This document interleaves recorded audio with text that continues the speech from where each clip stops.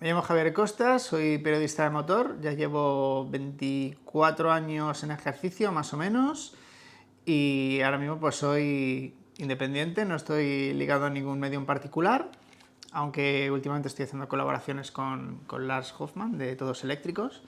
He trabajado en un montón de medios digitales, he hecho algunas participaciones puntuales con algún periódico, en alguna televisión, en algún programa de radio. También me han hecho alguna entrevista en YouTube y bueno, pues últimamente he estado al cargo de una colección de fascículos muy larga. Así que bueno, pues he tocado casi todos los palos del motor, menos lo que es el automovilismo deportivo, que como aficionado me puede llamar más o menos, pero a nivel profesional es algo que no he tocado especialmente. Quería preguntar sobre todo por como un periodista del motor, tu vocación por el motor, acaba también el tema de seguridad vial, educación vial, todo esto. Bueno, pues a ver, yo tuve una infancia un poquito particular porque mis padres ya estaban un poquito concienciados sobre temas de seguridad en una época en la que no era lo normal. O sea, yo no recuerdo prácticamente haber ido suelto en un coche sin cinturones. O sea, en los 80 muchas veces los cinturones traseros había que ponerlos. Sí. No venían en el coche. Aparte que no era obligatorio en las plazas traseras. Solamente era para el conductor y no sé si también para el pasajero. Año 90 y pico, ¿no? Se impuso la obligación para los de atrás. Fue en el 92. En 92 delante, creo, y 98 detrás, pero no haga mucho caso.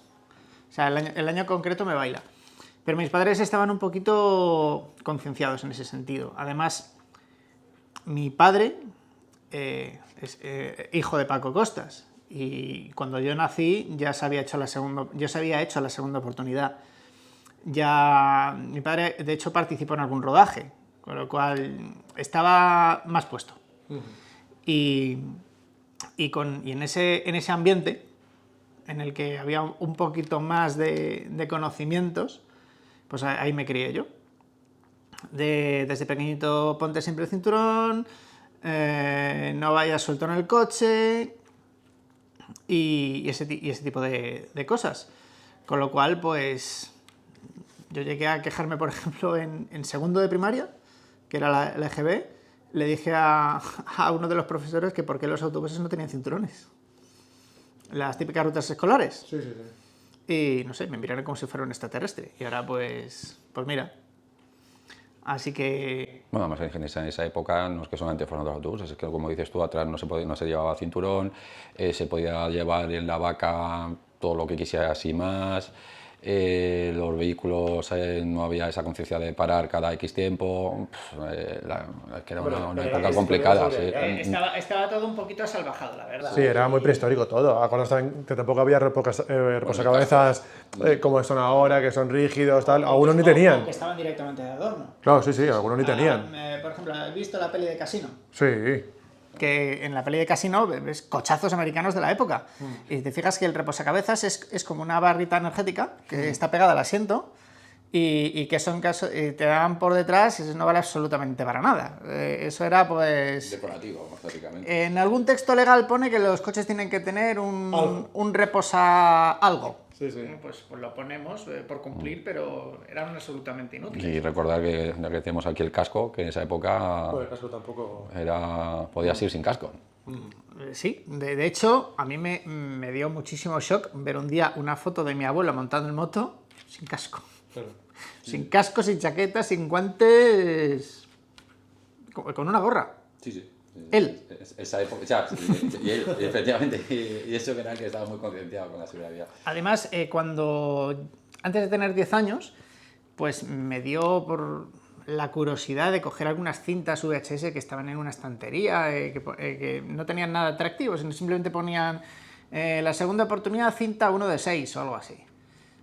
Y yo, como era muy curioso y me gustaba mucho cacharrear con las cosas, pues me cogí esas cintas, me las empecé a poner y yo empecé a flipar, porque claro, yo la serie no la había visto. Había visto de pequeño un libro en el que salía mi abuelo en una esquina y luego os pasaré una foto. Y se veían dos coches que habían chocado de frente y dos personas que se habían quemado dentro del coche. Y me da muchísimo apuro verlo de pequeño. No sabía que eran maniquís. Entonces empecé a hilar, digo, esto no tendrá que ver con ese libro o tal y cual, y la serie me la tragué entera. O sea, la vi casi del tirón, porque claro, tenía la serie entera en VHS, que eso era, vamos, un privilegio. Y claro, aprendí ahí un montonazo de cosas. Y eso, pues, digamos que aumentó un poquito mi paranoia con algunos temas. Aunque, bueno, pues, mi madre, y ya te digo, mi padre, yo recuerdo que los coches de la familia han tenido cinturón de seguridad, al menos desde finales de los 80, que mis padres se compraron un MG Maestro, y yo recuerdo que mi padre puso los cinturones en las plazas traseras. Los puso él, o sea, que los apretó al chasis él mismo, que los tuvo que comprar y ponerlos. No venían en el coche. Yo estoy acordando, mi padre tenía un Talbot Horizon y no tenía. Pero es que yo, Hombre, muchas veces, por supuesto que no. claro, yo es que incluso tengo el recuerdo que era como si fueran, yo los veía como un pequeño sofá, es decir, porque al final además la textura, la forma que tenían era como un sofá. Era literalmente un sofá. Sí, sí. Vale. Y me acuerdo además de dormir yo en la parte de abajo, yo con un hermano mayor, y él arriba y yo abajo en los pies. Porque normalmente hacías los viajes de noche, porque como no había aire acondicionado, normalmente La no fresca. eso, Sí. entonces te ibas de viaje de noche, entonces tú te quedabas dormido uno abajo y otro arriba, que siempre digo yo, madre mía, es porque no hemos tenido... De hecho, acabas de dar con uno de los avances en seguridad vial más desconocidos. El aire acondicionado. No, sí, hombre, eso nos ha permitido viajar de forma más cómoda y que efectivamente porque el calor te deja... Y a la hora que quieras. Sí, y porque el calor te deja hecho polvo a la hora de conducir. Claro, y... te provoca somnolencia y además el no tener aire hacía que la gente tendiese a viajar más o menos en las mismas horas. De noche, con las luces que había por aquella época, no solamente la iluminación en carretera, sino la de tu propio vehículo, que era como una linterna. Que no había ninguna autopista más que las de peaje. Y... Sí, yo me acuerdo cuando bajábamos a Málaga, no, Despeñaperros era... Pasar de Despeñaperros era una locura. Una fiesta, sí. Era una Carretera de doble locura. sentido y así ¿Y tú estuvo atrás hasta 2008. Sí, yo de atrás que abrieron el viaducto. Sí, es verdad que esa carretera ahora pasa, si los que hemos pasado cuando no hay el viaducto, pues dices, madre mía. Pero es que lo que vivían mis padres tuvo que ser... Claro, sí, mira, en esa época no pasaban más cosas porque no había más coches. Sí. Y también las velocidades eran mucho menores que Te ahora. pillaba un camión delante y para adelantar tenías Porque es que hablamos de cinturón de seguridad, reposo a cabeza, pero los bebés iban en los brazos de los padres y morían niños todos los años, pero a cientos. Y fíjate, ahora mismo fallece 1 o 2 en España y es un revuelo porque la marca ha fallado. Convence tú a una madre de la época Sí. que no va a poder agarrar a su bebé. Dice, ¿cómo que no? Si le tengo agarradísimo. Y ya, bueno, es que tu bebé cuando hay una colisión... de repente pesa algo más que lo que tú eres capaz de sostener. Es más, hasta un culturista profesional sería incapaz de sostener un bebé en sus brazos, porque de repente estaríamos hablando de muchísimo peso. Y claro, pues el niño sale disparado. Como todo lo que está suelto en el coche. Sí, claro, cualquier objeto. Todo. Pero fíjate qué realidad es más diferente ahora, ¿eh? Ahora mismo si fallece un niño, la marca tiene que hacer una auditoría para ver por qué ese modelo de silla ha fallado y demás, y entonces los padres en los brazos, el niño suelto en el coche, a lo mejor con un cinturón de seguridad con 4 años y ya está, y poco más. Pero fíjate que la época de la que estamos hablando, que tampoco estamos hablando de la prehistoria, estamos No, hablando años de 80, años 80. Sí. El cinturón de seguridad 3 puntos está inventado desde los años 50, Sí. que lo puso un ingeniero de la Volvo, en un modelo que se llamaba Volvo Amazon. O sea, tenía una denominación numérica, pero en Estados Unidos lo llamaron Volvo Amazon, y era pues, un coche de los años 50. No eran obligatorios los cinturones de seguro en ningún sentido, ¿eh? No eran obligatorios ni los ventrales, que ahora nos puede sonar que a prehistoria esto de que había coches en los que el cinturón era ventral, de 2 puntos, o sea, como el de los aviones, y que no había otra cosa. Pero fíjate ahora, ¿eh? La diferencia, imagínate en la conducción actual, con las velocidades actuales, los modelos actuales, un cinturón solo con 2 puntos. O sea, Yo creo que, fíjate, a mí sí que me interesaría, ¿tú qué opinas? Porque, claro, mi padre, gracias a Dios está vivo, pero claro, mi padre, que ha pasado desde esa época con la dirección asistida de aquella época... La resistida. La resistida, efectivamente. Más de 3 vueltas y media entre volantes. Eso es. Ahora, tú ponle delante de un coche, o se le subes a un coche actual. Actual. Yo te digo que mi padre probablemente ni se atreva, no quiera subir, porque el primero no va a saber arrancarlo, probablemente. O se va a estar quejando y dice, este coche es una mierda. Pita todo. Pita cuando pisas una línea. Pita cuando te saltas el límite de velocidad. Pita si no te pones el cinturón. Si te ve cansado. Pita si te pegas a otro coche. Pita si miras a... Sí, pero si quitas la pista de la carretera hay muchos coches ya que te dan un toque. Pita, pita, pita, pita, el coche está mal hecho. Hombre, Sí, hombre, estás tocado. a lo mejor tienes algo tú que ver, no sé. Sí. No, bueno, y sobre todo el hecho de, y así enlazo esta pregunta, ¿tú cómo ves el hecho de que personas de cierta edad todavía sigan conduciendo? ¿Cuál es tu opinión? O sea, ¿tú piensas que hay personas a determinadas edades que sí o sí, independientemente de cómo estén, tienen que dejar de conducir? ¿O como está actualmente, de que si pasas la revisión, entre comillas, de... Yo creo que tiene que haber un criterio médico. Eso tiene que ir a misa. Mi abuelo estuvo conduciendo hasta pocas semanas antes de fallecer. Yo le había visto siempre conducir de forma... O sea, siempre le he visto conducir bien, pero sí es cierto que esa última vez que fuimos juntos en un coche, le noté ya muy, muy distinto. Ya veía que era muy torpe y que, se le notaba una conducción trabajosa y pesada. Yo lo noto, por ejemplo, en la De hecho, se lo dije, digo, ¿quieres que lleve yo el coche? Y dice, venga, sí, que estoy harto, no sé qué. Yo lo veo en la velocidad de Y en ese caso, es que estuve tentado a decir, digo, abuelo, tú ya no deberías conducir. Pero entonces tendría que ser, ¿piensas que tendría que ser el médico de cabecera? Que mucha gente también lo opina. Dice, oye, pues tú que eres el médico de cabecera que estás todo el día, porque lo otro es una revisión que tienes que hacer cada X tiempo. Pero médico de cabecera que sí que sabe cómo estás diariamente, el que tuviese que decir, oye, puedes o no puedes, deberías o no deberías. Me parece más confiable el criterio de un médico de cabecera que al que pagas para que te pasen un psicotécnico. ¿Vale? Que es una persona con una formación también, pero ya estamos hablando de que hay dinero implicado. Que hay interés. Claro, entonces, vale, sí, te compro el argumento de que hay gente que se le dan las bajas y no tendría que estar de baja. Y el que te da la baja es un médico de la Seguridad Social que ni gana ni pierde porque tú no trabajes. ¿Vale? Pero el hecho de que haya gente que tenga bajas que no deberían estar disfrutando, pues se debe a eso. Vale, pero me parece más confiable eso que vas a un sitio, tú pagas y pasas el psicotécnico. Además, el psicotécnico me parece muy fácil de aprobar. Yo la última vez que pasé uno, me parece que fue el año pasado, porque lleva ya 20 años de carne. Y en la maquinita esta que tienes que mover dos palancas y llevar una pelotita por el centro, o sea, a mí me frustró que me salí un par de veces. Y luego le pregunté al tío este, digo, ¿qué tal lo he hecho? Y dice, nada, un 90 y tantos % de puntuación. Digo, coño, casi perfecto, pero sí, pero si me he salido. Me he salido, o sea, si eso hubiera sido un juego de conducción, me hubiera salido. Sí, a mí me pasó igual. Pero el mío no era la pelotita, que eso sí que lo hice hace tiempo. En este caso era como digital. Sí, y una maquinita y detenías el... Y sí, con la izquierda me dice, lo único que me dijo, y igual me frustré, digo yo, a ver si no voy a pasarlo, joder. Digo que con la mano izquierda sí se me iba un poquillo por el lateral. Y me dice, no, estás por encima de la media. Vale, pues tú imagínate cómo va el que suspende esa prueba. Ya. Claro. O sea, qué coordinación, qué reflejos, qué... Así que, en lo que a mí respecta, eso debería tener un criterio estrictamente médico. Y hay muchas formas de analizar que una persona está en condiciones de circular. De hecho, vamos, a mí me parece que el psicotécnico es casi una especie de trámite necesario, sí, más que algo realmente eficaz para separar la paja del grano y sacar de la carretera a gente que realmente no debería estar conduciendo. ¿Quién no ha escuchado el comentario de... Es que a lo mejor dentro de unos meses me hacen una revisión y me quitan el carnet? Digo, macho, a lo mejor te lo quitan por algo, no sé. No te van a quitar el carnet porque le caigas mal al que te examina, o porque sea viernes, o porque estemos en fase menguante del lunar. Sino porque el que te examina dice, por Dios, esta persona no puede conducir.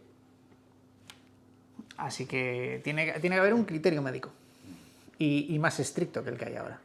Y luego además entramos en un apartado que no es solamente un criterio médico físico, también por ejemplo psicológico, porque se llama psicotécnico, pero también el aspecto psicológico tiene mucho que ver. Hay mucha gente que físicamente puede estar bien, pero a lo mejor psicológicamente no está bien y sin embargo conduce y traspasa su frustración, su ansiedad, su estrés, lo que sea, a la conducción. Simplemente tiene cierta facilidad para pasar lo que es la prueba de visión o la prueba de reflejos y luego pues tiene otro tipo de problemas. Claro. Que tiene, yo que sé, alguna ausencia, o que tiene facilidad para quedarse dormido, o que está ocultando que toma cierta medicación y que le puede dejar en cualquier momento frito. Sí, por ejemplo, gente con algún tipo de terapia antidepresiva, por ejemplo, que pueda tener más somnolencia o menos somnolencia, eso, por ejemplo... Y que la misma persona que lo sufre sabe que para pasar la prueba, pues tiene que pasarla en ciertas condiciones y luego pues el resto del tiempo pues bueno, pues vamos a depender de la suerte. Claro. O sea, como el Dieselgate pero en personas. Voy a trampear los resultados para que salga lo que a mí me gusta. Claro. Eso es cierto, porque mucha gente conduce automedicándose o con medicación que podría asimilarse incluso a la de estar bajo los efectos del alcohol, porque te da la misma ¿No es sintomatología. España el país europeo en el que mundo, más creo. sustancias... Más medicado, sí, de más medicado está, sí, del Lexatin y de, bueno, un montón y al final... Que además antidepresivos se antidepresivos. consume per cápita. Sí, y eso al final es verdad que te hace pensar y decir, oye, pues si hay una regulación para que yo no pueda conducir bajo los efectos de droga... Y llevártelo de una farmacia, ojo. Claro, pero además Que son medicamentos sin receta. es que el 379 del Código Penal te dice, oye, está castigado la conducción bajo los efectos del alcohol y drogas. Y es la conducción bajo los efectos de... Entonces, si la sintomatología del alcohol la tenemos que ser 0,60, vale, sí, pero ¿cuál es la sintomatología? Somnolencia, cansancio, sopor, falta de reflejos. Sí, La de las drogas igual, reflejos. claro, todas las drogas exactamente igual. Oye, pues dificultad de andar, de ambular, lo que hace una reducción de reflejos, coño, pues si yo me estoy tomando una medicación, o yo como médico, como has dicho antes, que me parece que también podríamos hilarlo por ahí, yo como médico sé que tú tienes una medicación que además viene en el medicamento. Pero ponen el prospecto. Claro, no, pero que hay que leérselo. eso es, claro, pero que te dice, letras. oye, usted no debería de conducir. Vale, sí, perfecto, pero tendremos que avisar a alguien o tendremos que hacer algo para que esa persona realmente no conduza, porque si no es, hágase tu buena fe. Tu buena fe de que quieras coger el coche sabiendo que te estás automedicando o medicando con unas pastillas con una cierta, digamos, riesgo de que te pueda generar, pues eso, somnolencia, por poner un ejemplo más evidente. Yo creo que ahí sí que debería de decirse, oye, mira, no, pues hablarlo con DGT, que simplemente es conectarlo, decir, esta persona tiene suspendida el carnet de conducir mientras que tenga esta medicación. Porque si no, estamos conduciendo con el de al lado, con unas pastillas hasta arriba. Pero también te puede pasar con otro tipo de medicación. Yo tuve una vez un susto por una medicación que nada tenía que ver con eso, absolutamente nada, y me quedé dormido un segundo a 5 kilómetros de mi casa. O sea, en toda mi vida de conductor he dormido 2 segundos. Un segundo en una vez y un segundo en otra. Y la segunda vez fue por una medicación que ni se me pasó por la cabeza que puede tener efectos en la conducción. Vale, era un poquito tarde y estaba un poquito cansado. A lo mejor se unieron un montón de cosas y me libré por las bandas sonoras. Sí, eso... A ver, que si no hubiera sido por las bandas sonoras, a ver, a la velocidad a la que iba y teniendo en cuenta lo que había delante del coche, pues bueno, a lo mejor me despierto justo antes de dármela. Pero es algo que puede pasar. Y la población general no está acostumbrada, corrígeme si me equivoco, a leerse los prospectos de lo que se compra en una farmacia, que normalmente son textos muy técnicos, aunque intentan que sea explicado para alguien que lo entienda. Efectos cada 100.000 personas, extremadamente raros. Si está usted embarazada, no sé qué. Pero claro, es mucho texto y al final lo que te importa más son 3 líneas. Claro. Lo que pasa es que justo iba a decirte eso, Javier, que muchas veces tú cuando lees el prospecto, que algunas veces sí que se leen, lo que te dice es efecto secundario poco frecuente. Poco frecuente, y tú dices, ¿a mí por qué me va a pasar? Lo que dices tú, yo me tomo a lo mejor un relajante muscular y a lo mejor pues, no me da esa somnolencia, pero te puede dar. Entonces, pues no le das. Que no te avisa.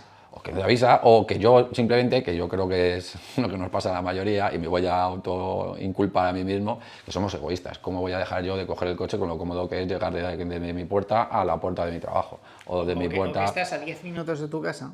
Dice, no, es que me siento con un poquito de pesadez, pero joder, es que son 10 minutos. O sea, ¿cuánta gente piensa y dice, no, venga, es que mi obligación es parar en cualquier sitio donde sea legalmente seguro, pongo los intermitentes, me aparto la circulación, estaciono el coche de forma segura, para que cuando venga la Guardia Civil no se piense nada raro?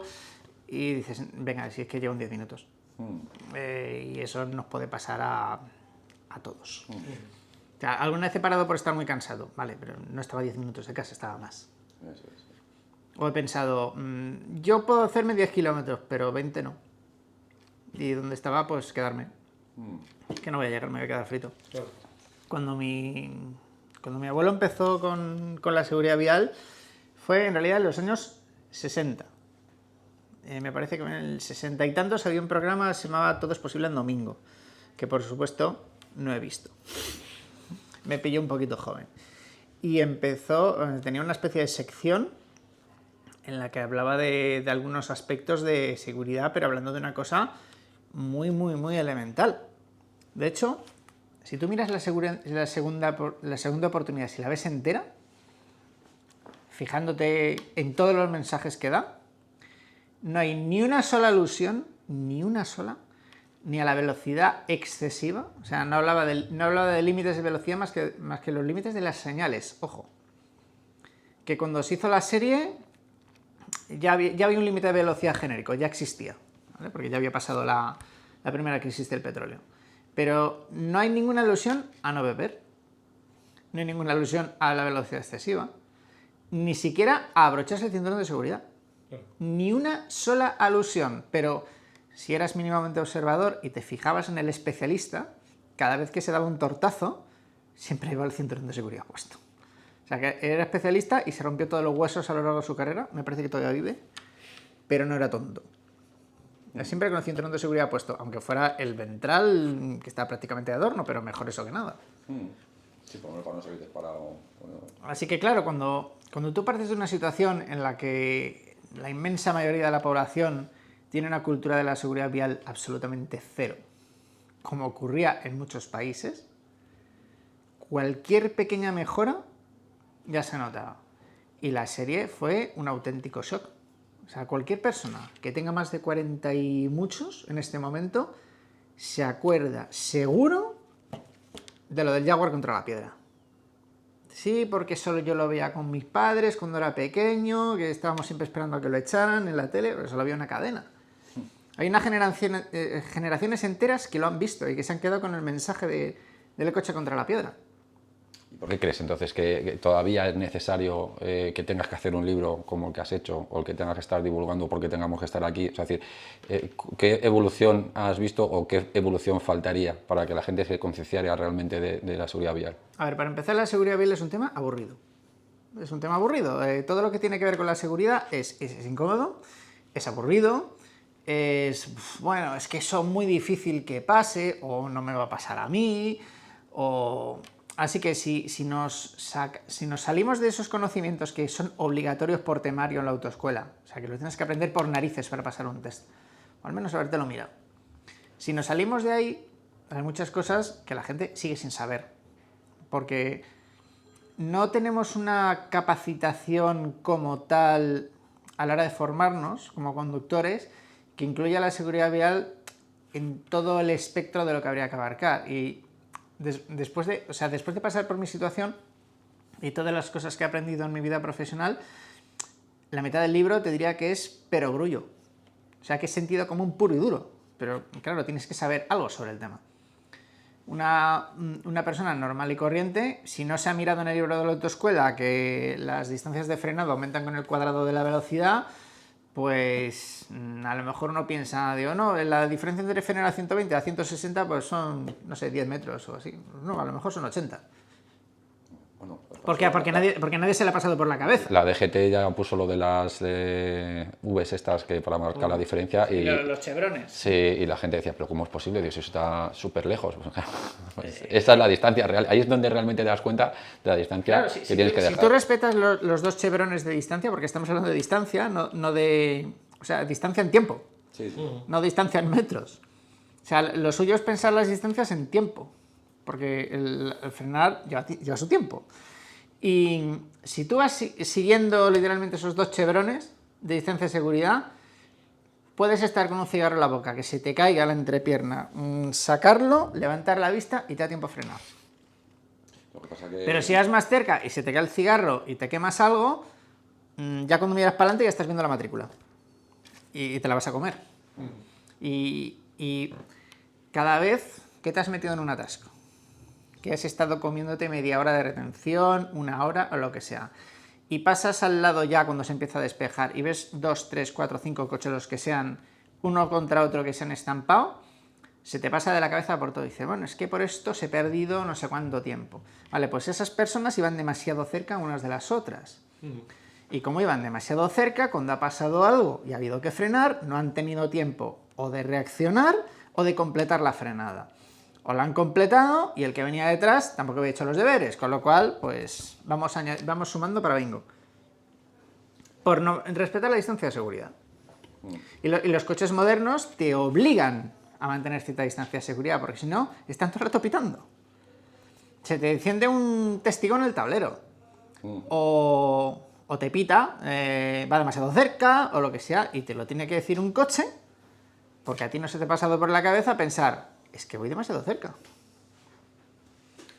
Y eso que una persona que está en sus perfectas facultades mentales, que tiene los reflejos estupendamente, no te hablo de Bruce Lee, que es una cosa ya muy, muy específica, pero lo más normal es que una persona en perfecto estado psicofísico, desde que percibe un peligro por la vista, que casi todos los seres humanos, nuestro principal sensor para conducir es la vista, me parece que es como el 90% de la información nos entra por los ojos. En el momento que tus ojos les entra un peligro por la retina, hasta que tocas el pedal del freno, pasan 3/4 de segundo.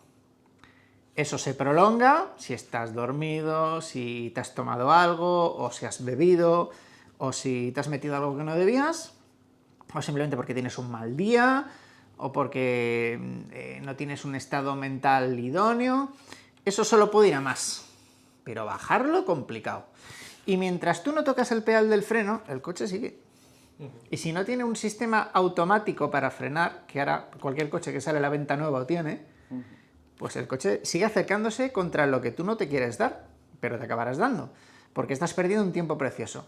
Distancia de reacción. Y una vez que estás frenando, da igual que estés pisando el freno con todas tus fuerzas o que te achantes porque te vibra el pedal y dices, ¡ay, lo he roto! Y levantas el pie, que le pasa a mucha gente. Bueno, el asistente de frenada mitiga eso, porque detecta una frenada muy fuerte y luego que lo levantas. Vale, el coche necesita un tiempo para frenar. Tiene que convertir un movimiento en calor y fricción para que el coche se pare. Tiene que haber una transferencia energética para convertir el movimiento en una parada. Así que una frenada siempre es distancia de reacción y distancia de detención. La suma siempre suele ser mucho más de lo que la gente se imagina, especialmente cuando conduce demasiado rápido, porque subestima mucho esas magnitudes, porque nunca se le ha pasado por la cabeza. Y al menos ahora, pues el temario de tráfico incluye esas cosas.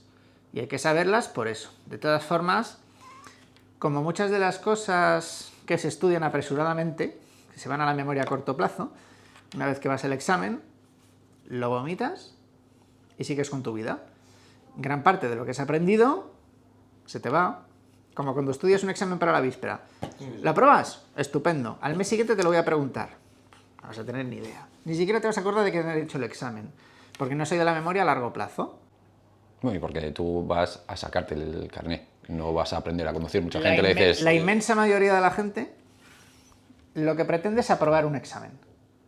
Superar un obstáculo que le pone alguien. En este caso, pues es la administración. El examen es un trámite que tengo que cumplir para que me dejen conducir. Y haces lo que sea necesario para pasarlo. Como tiene cierto coste, pues intentas que ese coste sea lo más bajo posible. Cuando yo me saqué el carnet, yo pedí el presupuesto en 4 o 5 autoescuelas. ¿Sabes qué diferencia había de precio con 30 clases, más la matrícula, los libros, no sé qué, entre todos los presupuestos que pedí? Había 10 euros de diferencia. Al final escogí autoescuela porque me gustó la recepcionista de una. Digo, ¿me va a costar lo mismo? Digo, bueno, pues al menos voy a ver a esta muchacha cada vez que paso por aquí. Y porque me pillaba cerca del tren. Y yo no iba con la intención de, no, yo quiero sacarme el carnet con 12 clases. Digo, bueno, yo me lo sacaré cuando esté mínimamente preparado. O sea, yo no quiero salir a la carretera siendo un peligro, porque lo más seguro es que destroce un coche que no sea mío, eso seguro. Y puedo tener más miedo a eso que a las consecuencias del propio accidente.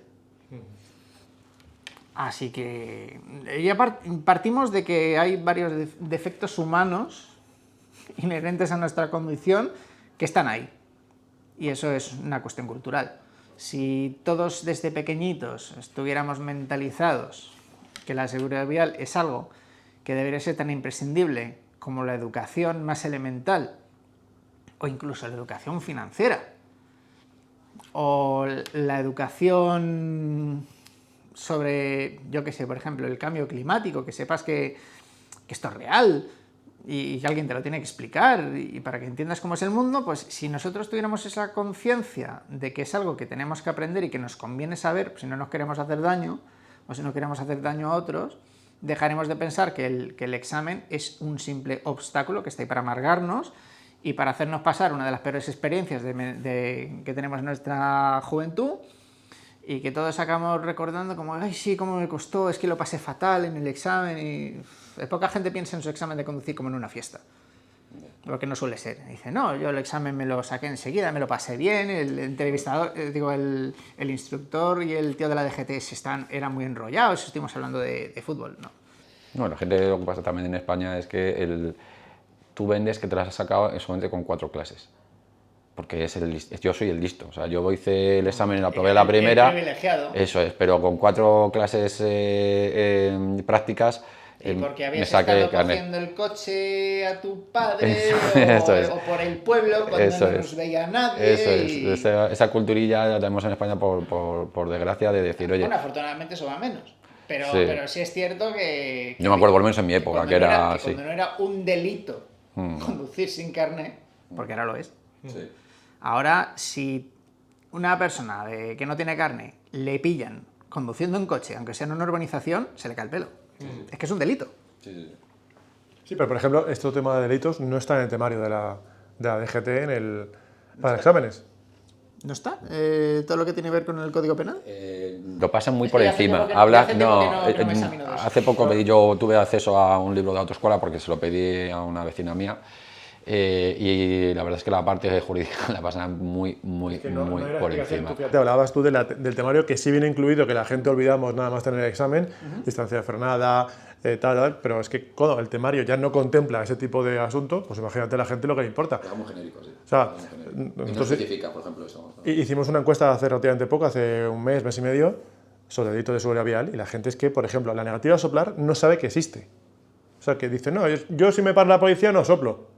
¿Sabes que es un delito que conlleva prisión? Claro, la gente no lo sabía. ¿Conducción sin carné? Tampoco. O sea, la gente, por ejemplo, no sabe que si tú pierdes el carné por puntos y sigues conduciendo, pues es un delito de conducción sin carné. Sí, es un delito. Pues eso la gente tampoco lo sabe. O, por ejemplo, conducción con alcohol. No, yo 0,25, creo que 0,60, creo que 0,15. Ni idea. Las matemáticas. Ni idea. No, la velocidad. La velocidad excesiva. Pusimos una encuesta que era base una vía de 30 a 100. Es una multa. Todo el mundo. Una multa. Hombre, sí, es una multa. Pero trae más cosas. Sí, dentro de una condena penal que te lleva antecedentes penales y te quitan el carnet. mismo artículo, el 379 te castiga la alcoholemia, la droga y la velocidad. Entonces la gente, lo que pasa es que no lo sabe, y luego también es verdad que yo creo que había mucha gente mayor, por ejemplo, que ellos decían, no, es que en mi época, era su excusa, yo es que en mi época esto no existía. Es el dilema de siempre si hay que refrescar también los conocimientos. De hecho, el presidente de la asociación, me parece que era Asociación de Automovilistas Europeos, y si no es eso, lo quitáis, ¿vale? Dijo que las cárceles se iban a llenar de conductores. Porque eso de mezclar el Código Penal con la conducción, que era excesivo, que eso era una exageración, y que va a caer la gente como moscas. Pues si luego miramos las estadísticas, es que eso no es así. Hemos visto casos de gente... O sea, yo no he visto las cárceles llenas de conductores.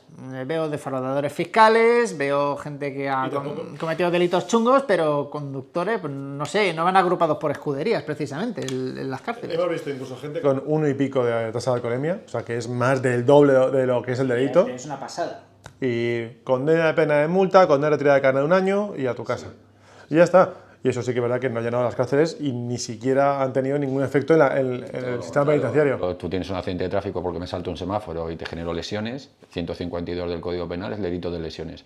Pero como lo haces con un vehículo, los juzgados lo que te dicen, el juez, tú presentas la denuncia y te dice, bueno, esto no es penalmente reprochable, es una imprudencia, es un accidente, y oye, mira, el tema de la indemnización, búscatelo tú por fuera.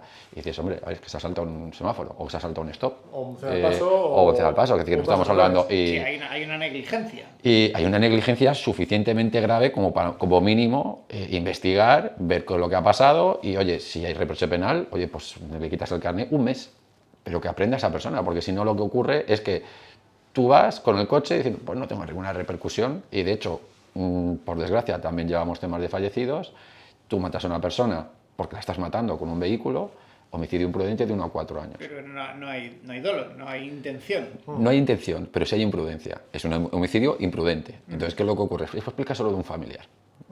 Lo digo porque yo tengo que explicarlo varias veces y no es sencillo de explicar que tú a familiar, porque una persona no mantiene una distancia de seguridad, no estaba atenta, se ha saltado un semáforo, un paso de peatones, me da igual la circunstancia, ha matado a su familiar, padre, madre, hijo, esposa, hermana, me da igual, y la persona que lo ha hecho no va a ir a prisión, porque probablemente lo que le digan es, vale, sí, es un homicidio imprudente, como va de 1 a 4 años, te meto 1 año y medio, no es más de 2 años, no entras en prisión. Entonces, es complejo. Yo sé que es verdad que hay circunstancias y circunstancias. No es lo mismo un atropello en la Gran Vía a 120 km/h, ya estaríamos hablando de otro tipo de delitos, con conducción temeraria, etcétera, etcétera, pero al final tenemos que también ser un poco empáticos y decir, oye, primero, tengo un vehículo, claro, por eso te decía antes, tengo un vehículo que puede matar a una persona, que puede generar lesiones graves, porque estamos hablando a lo mejor muchas veces de fallecidos, pero nos olvidamos de ese lesionado en el que tengo una fractura de meseta tibial que va en la rodilla y ese tío que a lo mejor su deporte favorito era hacer maratones ya no puede correr maratones. Ya le estás provocando un perjuicio. De por vida, de por vida. Y sí, le dicen, no, pero con indemnización. Bueno, primero habría que ver qué indemnización es la que le van a pagar, porque vas a estar la compañía para peleártela y decir que todo eso está inventado, ¿vale? Pero sobre todo es que la persona que ha generado ese accidente no conlleva ningún reproche penal. Por lo tanto, él no se entera del perjuicio que le ha ocasionado a otra persona. Y eso lo que hace es que seamos menos empáticos. Yo soy una persona que cree mucho en la sanción.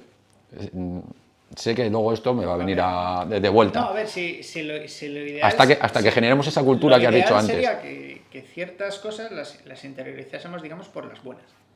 Sí, eso sería ideal, pero yo creo que en España es muy difícil. Pero como decían nuestros abuelos, ¿lo vas a aprender por las buenas o por las malas? Si el Código Penal ya te lo permite, si yo te quito el carné 1 mes y medio, 2 meses, yo entiendo que una persona que se dedique a repartir, a utilizar un vehículo de servicio público, taxistas... Que vive del coche. Que vive del coche, un mes es justo lo que tú tienes de vacaciones. Bueno, pues ese mes lo tienes para reflexionar y la próxima vez no será un mes, será 3 meses y entonces tendrás un despido, porque no te va a esperar el empresario.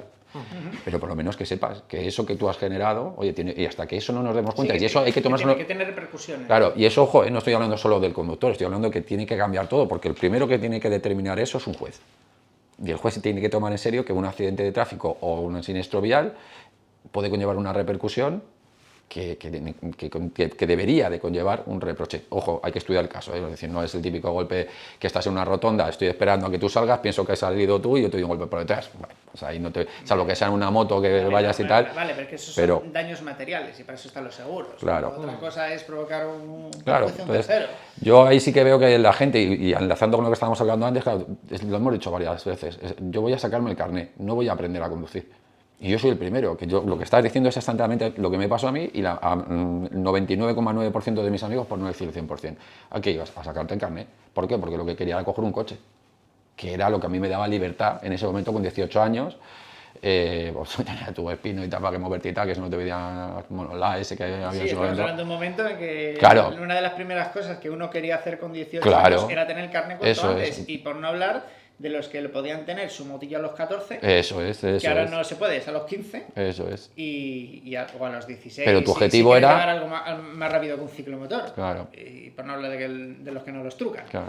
Sí, bueno, que en nuestra época sí que había mucho movimiento de... Y ahora también. Sí, yo ahí ya, como ya estoy un poco más perdido en el tema de moto, pero sí que es verdad que esa conciencia general de voy a sacarme esto para conseguir lo otro, pero no te das cuenta de que es que conlleva un riesgo. Yo me di cuenta tarde. Ya, es que si te fijas, la gente cuando tiene edad de aprender esas cosas normalmente le pilla muy joven. Le pilla muy joven y con unas percepciones muy distintas de lo que es el riesgo, de lo que es la responsabilidad, de lo que es los derechos y los deberes. Pues yo aún he hablado con Jorge y aunque física y psíquicamente estás perfecto. En el mejor momento. Pero es que aprendes en un mal momento. Pero la solución tampoco está en que la gente no aprenda a conducir hasta los 30. Porque vale, va a ser menos imprudente, va a tener la cabeza más amueblada, pero habrá perdido una serie de habilidades. Y se nota muchísimo quién se ha sacado el carnet a los 18, quién se lo ha sacado a los 25 y quién se lo ha sacado a los 30 y tantos. Hay muchísima diferencia. Pero tu capacidad de aprender no es la misma. Claro, nosotros alguna vez hemos hablado de que a lo mejor las autoescuelas podían hacer un poco más. No sé tú qué opinas, si en la autoescuela crees que habría que hacer algo más o en tu opinión tendrían que hacer hincapié en alguna zona en la que Mira, digamos... es que no hay una solución buena. Tú imagínate que la DGT pone como condición, a partir del año que viene, que nadie se saca el carnet con menos de 30 clases. Van a faltar 2 milésimas de segundo para que alguien salga a protestar. No, es que eso es porque están conchavados con los de las autoescuelas, es que es un negocio, es que quieren enriquecerse los amiguetes, pero nadie va a ver lo bueno. Porque si todo el mundo tiene que pasar un número obligatorio de clases, incluso el espabilado que se le iba a sacar en 8 clases va a tener tiempo de aprender más cosas. Y que sigue siendo un paquete y en 30 clases no está listo porque le suspenden al minuto de examen, vale, pues entonces la medida estará bien tomada.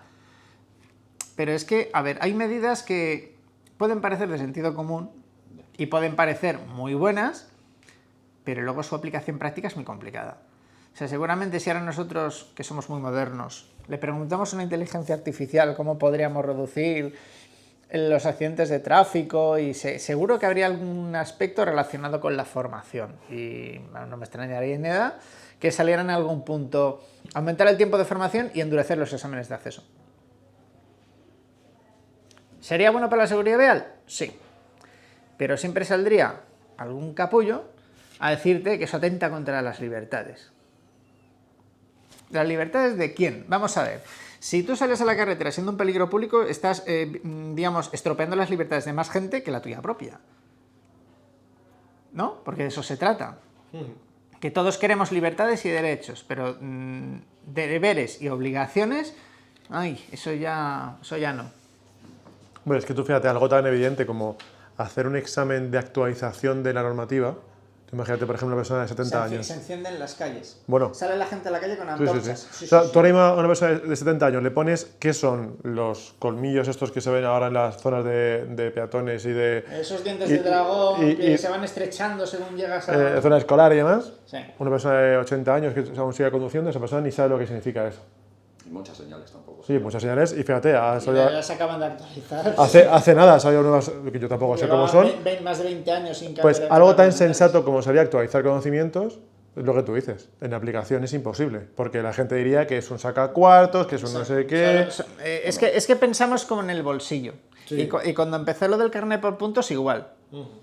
Es que solo quieren recaudar, es que esto es para que no conduzcamos. No, si recaudar era antes, que podíamos pagar a la Guardia Civil así y seguías conduciendo. Sí. Cuando ahora realmente te quitan los 6 puntos y ahí sí que duele. De hecho, la mayor reducción de siniestralidad es desde entonces. Los recursos infinitos. Claro. Que al final más del 50% no pagaba. Lo que te voy a porque caducaba el procedimiento administrativo y... Sí, lo que te va a decir la gente también es que sí, pero le estás echando la culpa a Vic, que soy el conductor, pero ¿y las carreteras? Es que no se gastan dinero, porque con las multas, eso es lo que va a decir la gente. Va a decir, sí, o sea, van a salirse por cualquier tangente menos a reconocer lo suyo.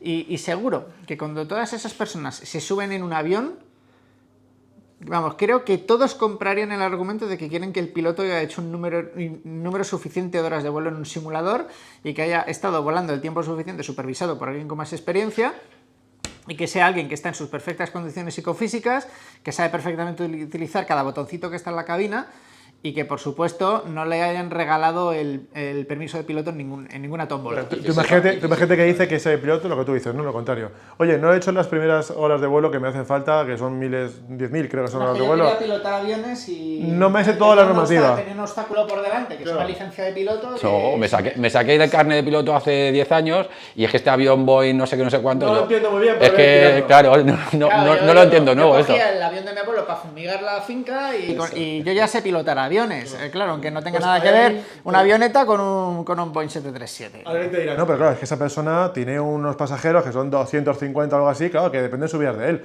Y claro, pero el argumento que tener en contra es, tú como conductor, ¿con cuántas personas interactúas en la carretera cuando llegas al trabajo? Pero tú seguramente hoy... Si haces el número suficiente de kilómetros vas a interactuar con más gente de la que cabe en un avión. Con mucha más, claro. Sobre todo a las 42 por la mañana interactúas por lo menos con 10.000 personas de golpe. Vale, entonces ¿por qué un argumento que es perfectamente válido para el mundo de la aviación no vale para... O cuando nos subimos en un autobús? ¿Alguien se subiría en un autobús si ve al conductor con un cubata puesto al lado del volante? Pues a lo mejor dice, no, creo que me voy a coger el siguiente autobús, porque no, tampoco voy bien de tiempo. Y eso, escucha, y es todo lo contrario, es muchísimo más exigente, porque cuántos vídeos hemos visto en redes sociales de gente que va en el autobús grabando al conductor del autobús utilizando el móvil. Pero ¿y cuántas de esas personas que han grabado y han colgado han hecho eso en su propio vehículo? Sí, sí. Porque para el otro no lo quiero. Hay coches que seguro que tiene Bluetooth. Vamos.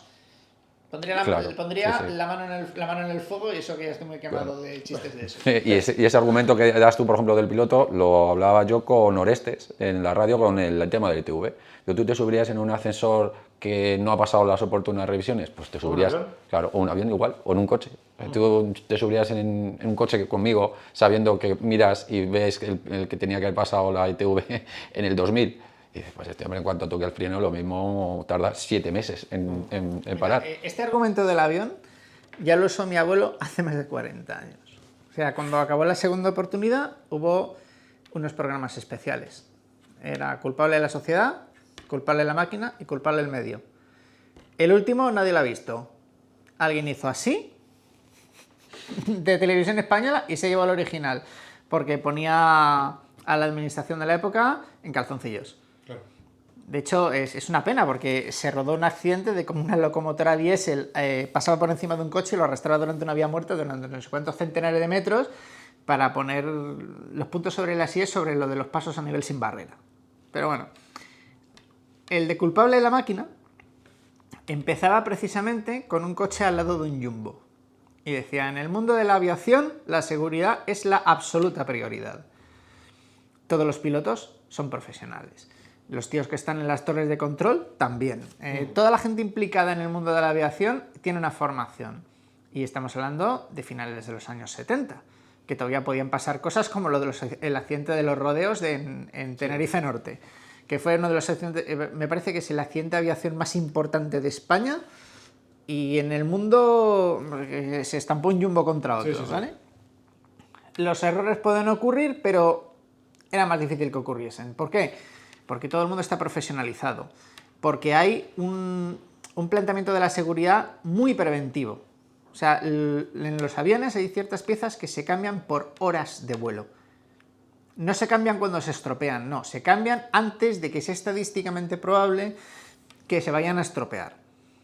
Los neumáticos, las superficies de control de los aviones, la aviónica, todo, y además cada 2x3... O sea, cuando llega cierto tiempo, los aviones los desarman pieza por pieza. Miran cada puñetero tornillo y luego los vuelven a armar. ¿Por qué? Porque la seguridad es una prioridad total. ¿Por qué? Porque los aviones son muy caros. Y cada vez que un avión se estampa, cuesta una pasta. Porque ha sido comprar el avión, pagar la formación de los pilotos, todo el tema de los seguros, posibles problemas judiciales, de esto de que alguien demanda a la compañía por H o por B.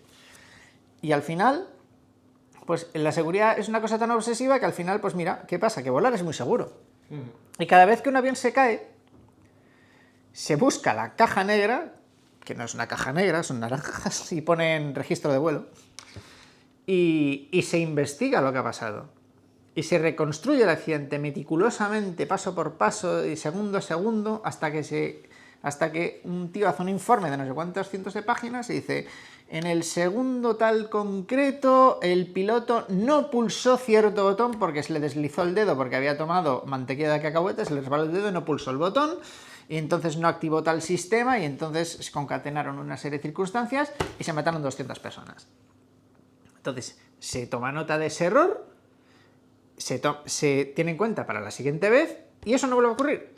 Así que cada vez es más difícil que se caiga un avión porque las causas que hacen que se cayó el anterior se intenta aprender de ello para que no pase más.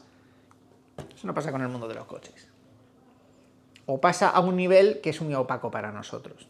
Hay ciertas marcas que me parece que lo hacía Volvo o Saab, hablo un poco de memoria. Pero cada vez que había un accidente en Suecia, venían unos tíos de la marca a hacer el análisis forense de qué había pasado. Tomar nota, es decir, ¿de qué forma podemos aprovechar esto para mejorar la siguiente generación de coches? ¿Qué se puede aprender de esto? las moralejas. Pero eso con el público general, pues... Ya, sin embargo, de aquí tenemos... Entiendo que es algo, pues eso, que todo esto es aburrido, es para técnicos, es para gente que sabe, o... Eso a mí no me va a pasar. Conspiranoico, porque la gente también es muy conspiranoica, claro, no lo hacen porque económicamente, porque la marca no quiere que sepas, porque, bueno, tú como probador de vehículos a lo mejor ahí puedes darnos una opinión más, o sea, tú cuando te dice una marca quiero que pruebes mi vehículo, no quiero que me digas las marcas, pero te dicen algo en concreto o simplemente quieren saber tu opinión. Porque eso mucha gente dice, nada, te lo dicen para que tú luego veas una opinión como experto y vendan más vehículos. ¿Eso es así real o es que...? Normalmente el procedimiento es que la prensa, las marcas o sus representantes ceden a la prensa vehículos para que den una opinión sobre ellos, a ser posible favorable, ¿vale? Hemos llegado a un punto en el que ya ciertas cosas ya son difícilmente criticables. O sea, ya es muy difícil decir de un coche, es que no lleva reposacabezas traseros el modelo básico. Y, ¿vale? Se busca un veredicto favorable, pero tampoco hay nadie diciéndote, oye, déjamelo bien.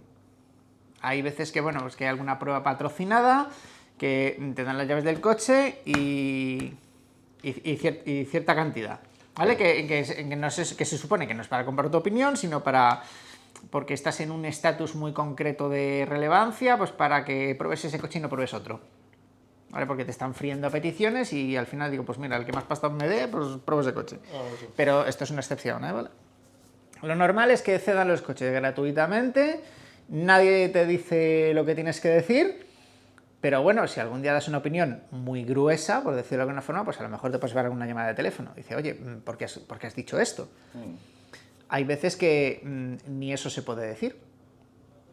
Una marca Sí, no hace falta que tenía un coche X y el medio Y probó a hacer una frenada muy fuerte a más de 100 km por hora. Al coche se le levantaron las ruedas de atrás en la frenada y como estaba grabado en vídeo se notaba que el capó se hundía sospechosamente en el asfalto y pusieron una cámara trasera y vieron que se levantaban las ruedas. ¿La marca podía decir algo porque se había producido eso? No, de hecho les dejaron un segundo coche, volvió a pasar y alguien tuvo que hacer una llamada al departamento de ingeniería para que ajustasen el reparto de la frenada en ese coche, que era demasiado fuerte en el eje delantero. Bueno, eso no había forma de esconderlo. Otra cosa es que yo o cualquiera coja un coche, lo pruebe y diga, pues este coche es una full. Esto es una porquería. Quien ha probado un eléctrico moderno de cierta potencia y ha pisado el acelerador con todas sus ganas, ha dicho, oye, que esto corre mucho, ¿eh? Mira, en el asiento detrás pone, yo qué sé, Maserati, ¿vale? Pues ahora lo tengo tatuado aquí, porque se me ha pegado en la cabeza el reposacabezas. O justo cuando le he dado, pues de repente pues hay unas lucecitas y unos colores y unos soniditos que hacen que todo sea más inmersivo. Y digo, joder, es que pensaba que iba a velocidad de hiperespacio, ¿vale? En un coche de combustión eso era una cosa muy elitista. Sí. Eso de decir, un coche de combustión que haga el 0 a 100 en menos de 4 segundos, estamos hablando ya de coches que no se puede comprar cualquiera. Y que valen una pasta, producción limitada o que tienen unas potencias absurdas. O son coches de competición. Así que el hecho de que haya coches sueltos con esas potencias y que, por supuesto, nadie te ha enseñado a dominar mínimamente, o que tú puedes decir, ¡buah, cómo acelera este coche! En línea recta, ¿vale? Pero cuando te metas en una curva sin hacer los deberes, con 2 toneladas de peso y con esas potencias y sin la formación adecuada, pues sí, te vas a salir. Sí, va a ocurrir, te lo garantizo. En algún momento va a pasar. Y no te digo nada, como hayan caído 4 gotas...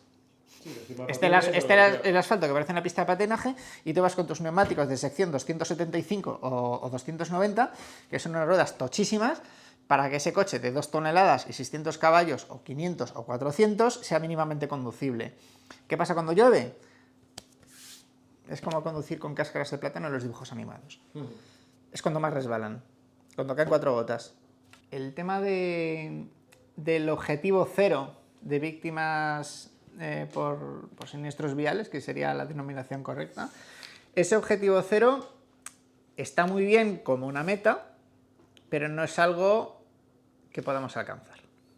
Es decir, si volviendo al tema de la aviación, Si en un ambiente altamente profesionalizado, tecnología punta, mantenimiento preventivo, medidas de seguridad, electrónica, intervención automática, todo lo que tú quieras, ¿vale? No tenemos 0 muertos en aviación. Tenemos muy pocos, pero no tenemos 0. Siempre hay alguien que comete un error. Siempre hay algún momento en el que se manifiesta un defecto de fabricación. Siempre hay un momento en el que falla algo o alguien. Bueno, yo añadiría que tú en un avión no le puedes quitar el asistente de velocidad, mientras que en el coche me viene el asistente de velocidad que me avisa los pitiditos que hablamos antes, pero yo en mi casa antes de salir lo puedo quitar. Enséñame, por cierto, yo no sé quitarlo todavía. Pues a lo mejor en tu marca no, pero en la mía, que no voy a decir cuál es, sí que se puede. Por normativa, tiene que estar activo cada vez que arranca el coche. ¿Lo puedes quitar siempre? Sí, pero tiene que estar funcionando siempre cada vez que arrancas. Ahí tenemos He bajado volumen, pero no consigo quitarlo. Ahí tenemos una limitación técnica, ¿vale? Que te dificulta o te hace incómodo que hagas ciertas cosas. Es decir, intenta corregir, digamos, un problema humano. Ya. Sí, pero que lo puedas quitar, al final a mí es que es una cosa como fabricante, decir, o sea, es verdad que tiene sus dos lados, el lado del fabricante, decir, oye, si tú te obliga la ley a tenerlo, no me dejes a mí como a mi moralidad el decir, oye, lo voy a quitar porque me molesta. Es que la propia normativa contempla que tú lo tienes que poder quitar cuando quieras. Pues a mí eso me parece absurdo, porque si yo tengo... Primero me parece absurdo que me lo pongas, y segundo me parece absurdo que lo pague y lo quite, porque estoy pagando ese tiene un mínimo de sentido, ¿vale? Por ejemplo, la administración te penaliza si fumas, pero tú puedes fumar, es legal. Cada vez es menos legal hacerlo en ciertos sitios, ¿vale? Pero sigues teniendo cierta capacidad de libre albedrío. Cierta, ¿vale? Hay otras veces en las que el libre albedrío no se entiende y directamente se te penaliza. Por ejemplo, fumarte un canuto y al día siguiente coger el coche es libre albedrío, ¿vale? Pero no es legal, porque conducirías bajo los efectos de una droga. El hecho de que me pite no significa que no pueda dejar de ir a 140, porque me va a estar pitando. Te la hace incómodo. Pero claro, yo lo que me refiero es, claro, ahí sí estoy en mi libre voluntad de decir, oye, voy a ir a 120 o voy a 160 y voy a estar aguantando durante todo el tiempo que voy a 160 el pipi. Pero el hecho de que yo pueda quitarlo para que no me moleste, a mí sí me genera un poco de contradicción. Decir, oye, es que como sé que lo voy a hacer, pues ya por lo menos que no me moleste. Y la marca me lo permite. Pero al menos te invita a cierta reflexión. Si no quiero que el coche me esté dando el coñazo, tengo que conducir acorde a los límites de velocidad. Y también puede ser que, por ejemplo, el pedal del acelerador tenga una programación específica, porque los pedales de acelerador y los motores ya no están unidos por un cable, o sea, por un cable físico de metal. Sí, como antes. Exacto. Antes tú hacías así en el acelerador y se movía tanto la mariposa, ¿vale? Había una conexión mecánica, pero desde hace mucho tiempo los pedales son electrónicos, mandan un voltaje, una centralita interpreta y hay ciertos coches en los que te facilita que tú vayas cumpliendo el límite de velocidad porque cada vez el acelerador se vuelve más perezoso cuanto más rápido vas. Con lo cual tienes que pisar mucho más el pedal para ir más rápido. Con lo cual el propio coche te está facilitando, sin que tú te des cuenta, que vayas a los límites de velocidad. No lo sabía eso. Y fíjate que todos los algoritmos de conducción autónoma, una de las premisas que tienen que cumplir es que tienen que seguir las reglas. Un programa va a intentar siempre seguir las reglas que se le especifican, y si no lo consigue es por un defecto de programación o porque falla algo externo en la programación. Por ejemplo, un coche intenta mantener el límite de velocidad que baja de repente de 100 a 60. ¿Vale? Pues si no le da tiempo a frenar porque está sometido a unas leyes físicas y va más rápido, pues bueno, la programación lo ha intentado. Pero siempre hay esa intención de cumplir las reglas. No hay libre albedrío. Se sigue un plan. Los seres humanos no pensamos así, ¿vale? Hay gente que tiene TEA, trastorno del espectro autista, que tiene como una especie de programación natural que no solamente le incita a cumplir con las reglas, sino que si no las cumple se frustra. Pero lo normal es que la gente no sea así. Con lo cual, hay veces que para superar una limitación humana tenemos que introducir algún tipo de trampantojo técnico. Y eso en el mundo de la aviación se lleva hasta su extremo. En un avión comercial, que también los controles son por cables eléctricos, un piloto no puede hacer así y poner el avión del revés. No se puede hacer un tonel con un avión de pasajeros. La electrónica no te lo permite. Tendrías que darle un montonazo de botones y seguir un manual de procedimiento, decir un montón de cosas raras para poder hacer un tonel con un avión comercial. Porque está diseñado para que no lo hagas. Es una tranquilidad, ¿no? Ahora ya tampoco puedes hacer trompos porque ya no hay freno de mano. Claro, o sea, hay coches en los que haces así en el botoncito y sí, se echa, pero hay otros que le haces así y dice pip, pip, vaya más despacio. O porque a nadie se le ha pensado, ¿quién va a ser tan estúpido de dar el botón del freno de mano mientras va conduciendo? A ver, hay de todo en la viña del Señor. A ver, yo cuando hablo de coches autónomos estoy pensando en autonomía nivel 5, es decir, cosas de ingenieros. Un vehículo que es capaz de ir al punto A al punto B sin ningún tipo de intervención de nadie, de ningún ser humano, que lo pueda hacer de forma absolutamente por su cuenta, eso para mí es un coche autónomo. ¿Vale? Es una autonomía absoluta. Lo puede hacer solo. ¿Vale? Conduce solo. ¿Vale? Eso comercialmente no existe. ¿Qué estamos viendo últimamente? En redes sociales, y en YouTube, y en la televisión. Estamos viendo coches que se le mueve el volante solo, que hay un tío que va en el asiento del copiloto o va atrás y va tan tranquilo porque el coche conduce solo. ¿Vale? Vale, estamos hablando de entornos especialmente controlados, perfectamente cartografiados al milímetro, con sistemas que han sido archiprobados con un tío que estaba detrás del volante con las manos así, esperando en cualquier momento para coger el volante, con unas autorizaciones especiales, con muchísimo prueba y error, porque ya no se empiezan a olvidar esos vídeos en los que el coche conducía solo hasta que alguien tuvo que coger el volante porque el coche se iba a meter por dirección prohibida o que venía uno de frente y que el coche iba directo para él. Esas cosas han ocurrido. La autonomía pura no existe, ¿vale? Pero cuando nosotros nos subimos en un coche medianamente moderno, le damos al control del crucero, soltamos las manos, hacemos así, dice, ay, es que mi coche conduce solo. No, a ver, tú tienes la percepción subjetiva de que el coche conduce solo, pero es que a la mínima dificultad te va a decir, coja el volante. Porque casi todos los coches que están a la venta, prácticamente todos, tienen una autonomía de nivel 2. Lo que significa es que puntualmente hay situaciones en las que tú puedes soltar las manos del volante, pero no puedes quitar la vista de la carretera. Eso es un nivel 2.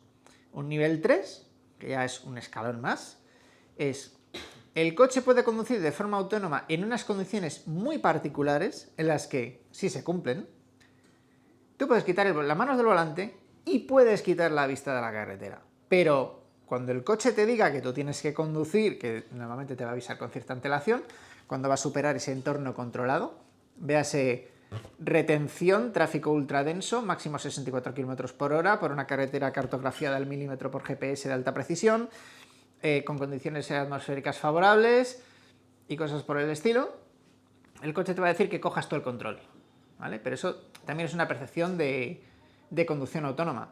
Está reservado a muy pocos coches, de 3 o 4 marcas, y es un extra que vale una pasta, porque requiere muchos sensores, mucha capacidad de procesamiento, y que es algo con lo que las marcas quieren hacer caja.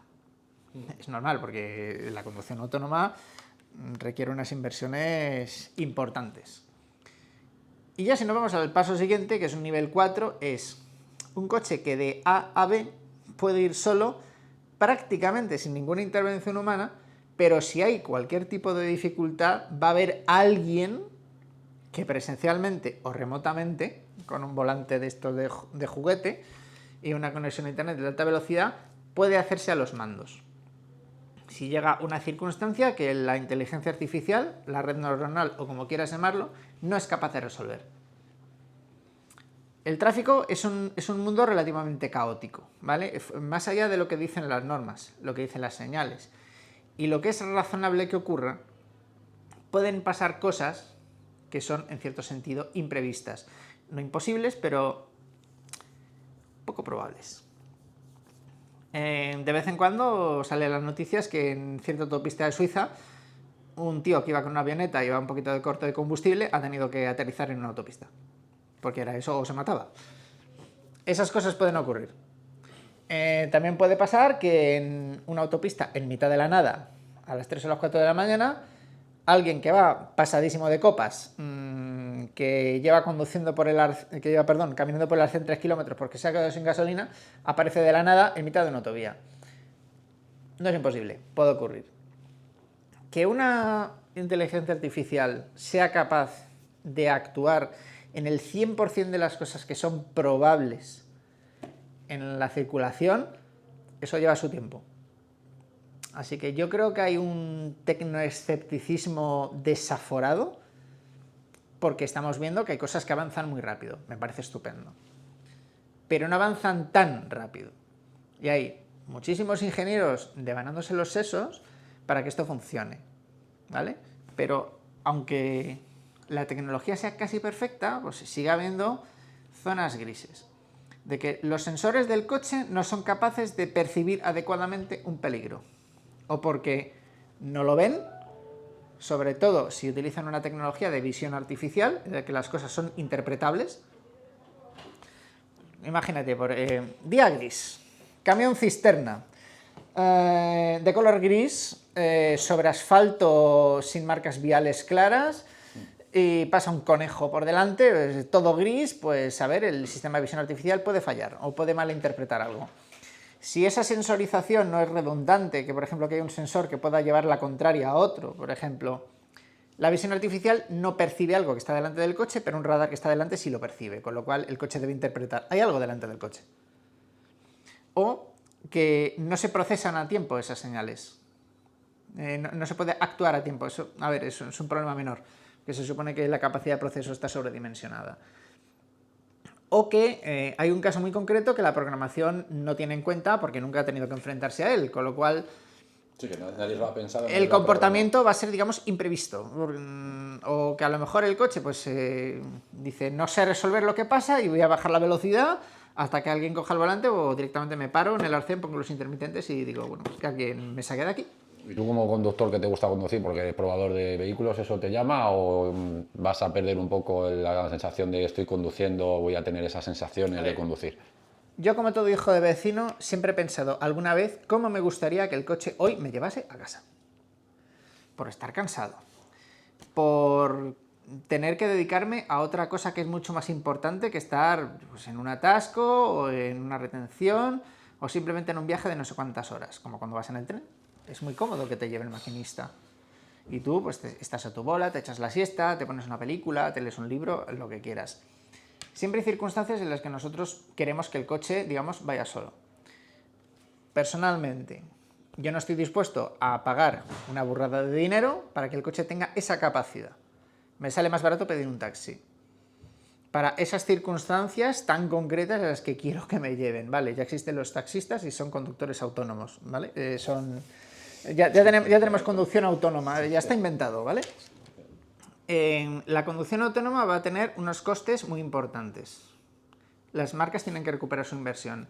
El mantener ese sistema funcionando, porque es un sistema vivo, ¿vale? Se supone que cada coche que está circulando, cada inteligencia artificial aprende algo que automáticamente contagia a todos sus congéneres y todos aprenden a resolver la misma situación una vez que uno ha tenido esa situación delante y la ha resuelto. Es como una especie de inteligencia colectiva, ¿vale? Cuantos más coches hay, más listos son todos, porque intercambian cosas. O porque se actualiza la programación y cuando viene la siguiente actualización, valga la redundancia, pues el coche aprende a resolver tal cosa. ¿Y tú crees que los fabricantes que ahora nos venden los vehículos más por sensaciones, como las colonias, lo venden por estética o por siéntete libre, siéntete, tú ves los anuncios de coches? Bueno, eso era en los años 90. Ahora el argumento de venta tiene que ver más con la tecnología o con lo que tu coche puede hacer por ti o con estatus, con imagen, con diseño, pero ya lo que son las sensaciones al volante es un mensaje publicitario en decadencia. Agotado ya, ¿no? Está bastante quemado, por un lado, y luego pues que uno de los problemas que tiene la era del coche eléctrico es que las diferencias que hay entre fabricantes se están reduciendo muchísimo. Porque en la era del coche térmico, vale, tú tenías los Porsche con el motor colgando de atrás. Te da una experiencia de conducción única. Los Subarus con el motor boxer delantero, bajo centro de gravedad, el coche pasa por las curvas estupendamente, es una sensación única de ese coche. O que tú vas en un Mercedes y tienes la sensación como de ir en un ambiente protegido, en el que la seguridad es absoluta y que todo está muy bien hecho y que hay muchísima gente trabajando para esto. Y no oye ruido. Y no oye ruido. O coches que tienen un interior ultra simple, a mí lo que me importa es que tenga un montón de caballos y que recargue rápido y la estética me da un poquito igual, o que se hayan vendido 4 millones de coches como el mío. Esas diferencias se están reduciendo, porque al final los motores eléctricos van todos igual. Cambia la programación, cambia la potencia, cambia la forma de cómo reacciona el acelerador, reparto de pesos, cosas por el estilo, pero tienden a homogeneizarse muchísimo a nivel de ingeniería, con lo cual esas distancias, como cada vez son menos importantes, pues al final hay que buscar la diferenciación por otro lado. ¿Por qué tanto sub ahora? O sea, ¿por qué pasó? La pregunta es simple, pero la respuesta no. O sea, nos tenemos que remontar a mucho tiempo atrás. Yo te diría que años 70, 80, cuando empieza a haber una necesidad creciente de que los coches tengan cada vez más espacio, más polivalencia, cierta capacidad para circular fuera de carretera, aunque eso al final ha acabado siendo lo de menos. En resumen, que había gente que pedía a los coches algo que los coches de la época difícilmente estaban cumpliendo bien.